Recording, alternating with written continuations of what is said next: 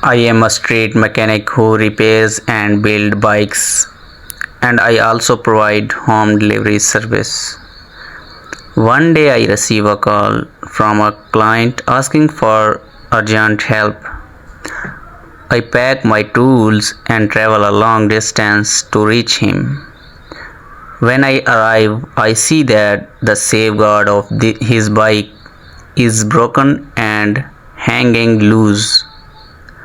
I begin a deep inspection and quickly realize that the main bolt is missing. Without it, the safeguard cannot stay in place safely. I open my tool bag, which contains a small box full of different bolts and nuts. I start searching carefully, trying to find the right size.